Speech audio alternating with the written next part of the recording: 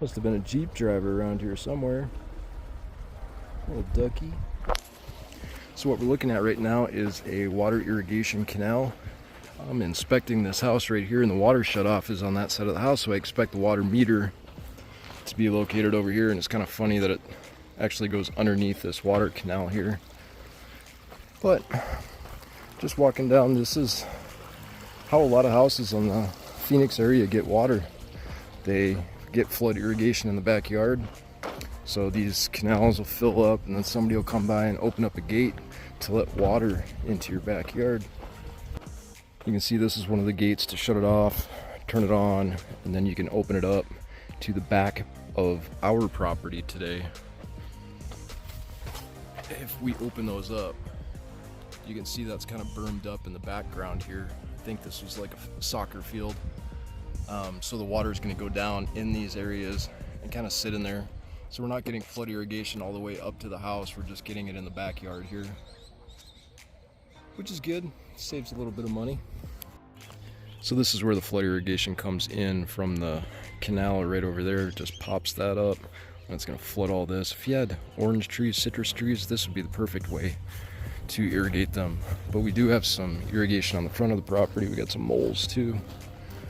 Couple different spots of them, but we have built-in irrigation around the house,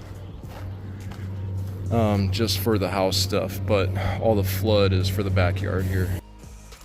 Oh look, we've got green grass irrigation, but nothing planted here. Feels really soft. Something's telling me there's an irrigation leak there. So we have a mostly stucco home, built in 2022, so it's only a couple years old. Not too bad. We're starting to get a little bit of the caulking and crack out. One thing I'm looking at is we can't paint the underside of this.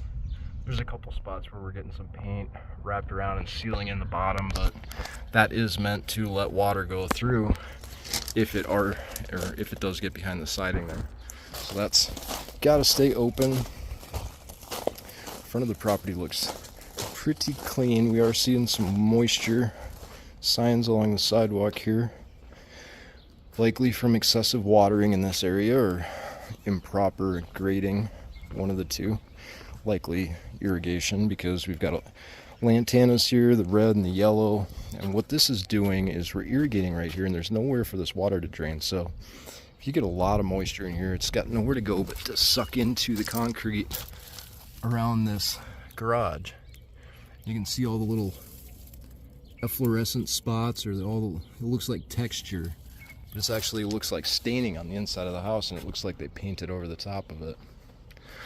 Missing a couple screens here, but I'm going to recommend that maybe instead of lantana here, because this, you know, it's going to grow into the siding and cause you problems, because these things get huge if you don't take care of them.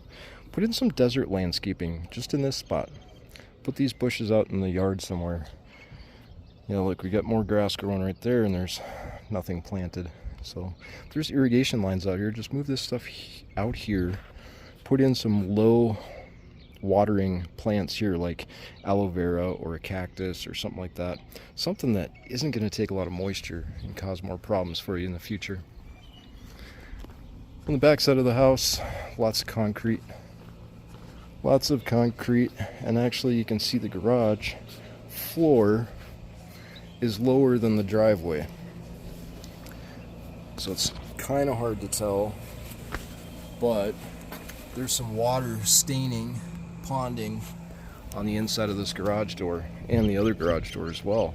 So all the roof runoff that's coming down here is hitting the ground, going under there. So what does that mean? You have to lift up your concrete in the garage? No. Put some rain gutters up here. I mean, that's your simple fix. Put some gutters along this entire side. Get that water out of here. Get it past that sidewalk.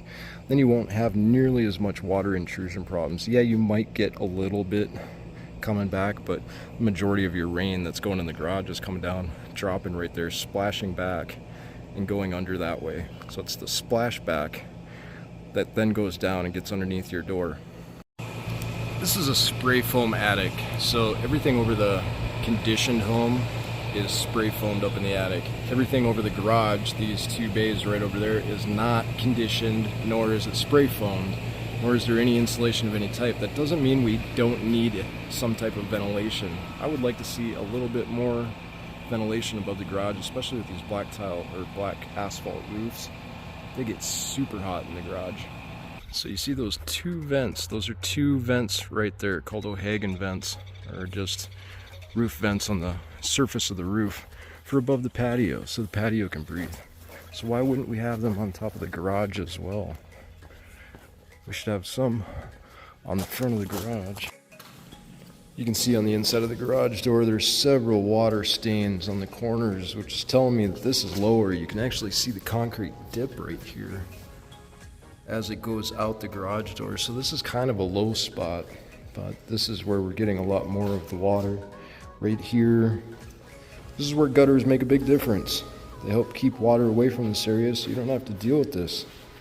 This is going to become an ongoing problem. If you have expansion joint cracks, the moisture can get underneath the concrete, start heaving this concrete up. So we need to eliminate this before we have problems with the heaving.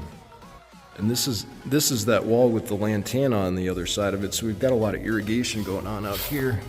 You can see they've patched this or painted over what looks like efflorescence on the stem wall here, the foundation wall.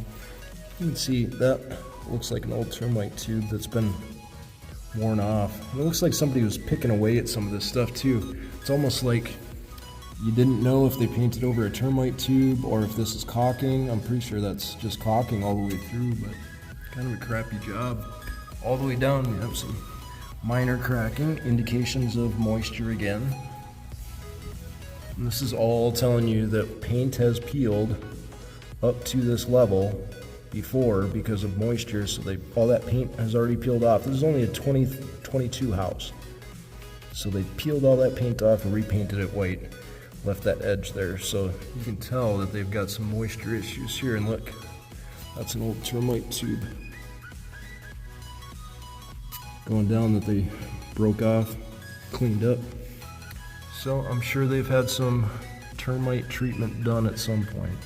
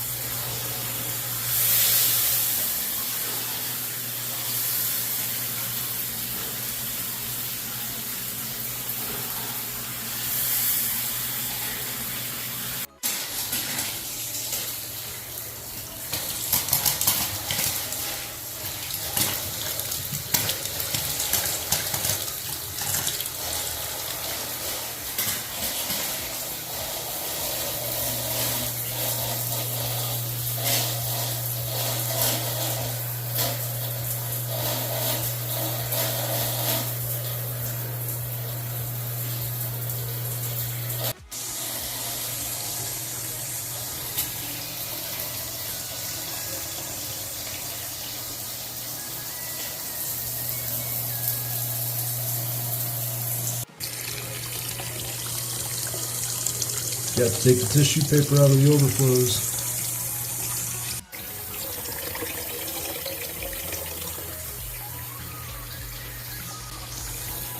They don't work too well when you leave that stuff in there. So when you get a new sink, you gotta make sure to get that stuff out of there.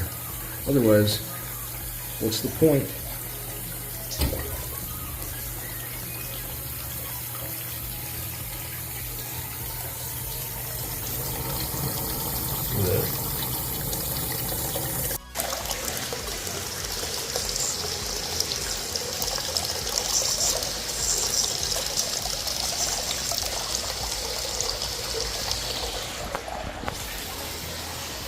So this is with the bathtub running. You can see the color of the water, kind of dark. You can see it a little bit better in the sinks. And you can see it the best in the toilet. No, that's not dirty water. I mean, it is, but it's actually filling up with this yellow water. So there's no change when you flush it.